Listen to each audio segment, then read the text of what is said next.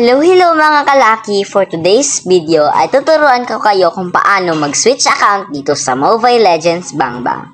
So ating unang gagawin guys ay pupunta lang tayo dito sa Mobile Legends Bang Bang app. Tsaka hintayin nyo lang tong loading. Lang yan guys kasi sobrang tagal talaga nito pag yung cellphone mo ay sobrang hina na or low resources na low yung tawag niya storage na talaga, hina siya. So hintayin niyo lang yan guys, and then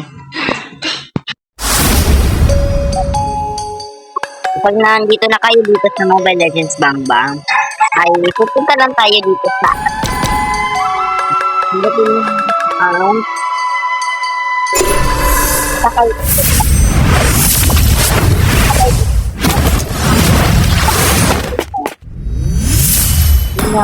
and then, pag nandito na kayo sa account settings, makakita kayo dyan ng account or magpalit na account na Tagalog. So, punta lang kayo dito sa magpalit ng account or sa switch account dito sa second sa account center. Account center. Puntahan nyo lang kung switch account. Kapag nandito na kayo, ito yung mga pagpipilian ng switch account. Kaya makikita nandito na account or Google Play, Facebook, TikTok, YouTube account, o Telegram account. So, yan yung mga pagpipilian natin yung switch account na. So, ang ating next na gawin, pipili lang tayo dito natin ang website. Website tapos yung account nila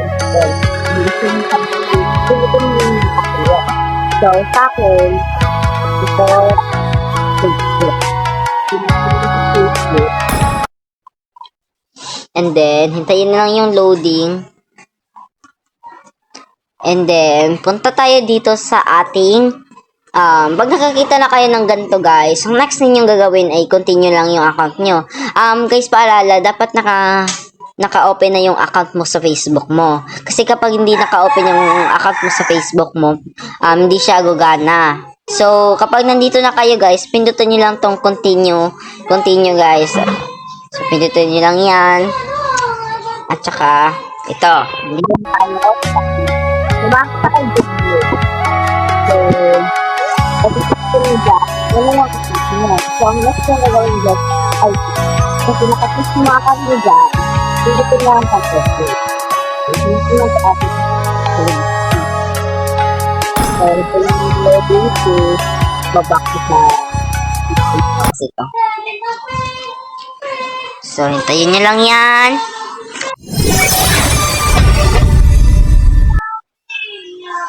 So, hintayin nyo lang yan. Mas okay pa yung account ko guys kasi madali lang yung loading niya. Kasi kapag tagal talaga guys kapag hinina yung video. So, lang so, nandito na tayo sa ating account. Yan mo yung sinisip natin account. So, ang tanong, so paano nga ba natin balik yung account natin? So, easy lang yan guys. Punta lang kayo dito. Back, ay, balik-balik yung pala dito. Punta lang kayo dito sa account setting. Kita kayo dito. Pagbalik na kayo yung Facebook account. So, yan. And then, Facebook account. So, sa akin ito yung naka-cancel naka-open yung Google Play account. So, naka-open na yan guys. Already open na yan. So, pindutin nyo lang itong mga Gmail na gusto nyo. So, may 4 kasi akong Gmail doon. Ay, tatlo. So, ito naka-open na yung account ko. So, ang aking next na gagawin ay okay lang. Tapos naka-open. Yun lang yung loading. Yun na lang yan guys.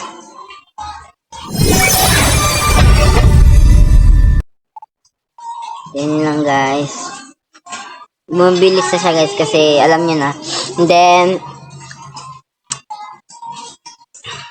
yun lang guys kasi subod. Then ito, nandito na tayo sa ating account. So, yun lang guys, sa mga nanonood sa ating video, please like, share, and subscribe. Yun lang guys, thank you for watching.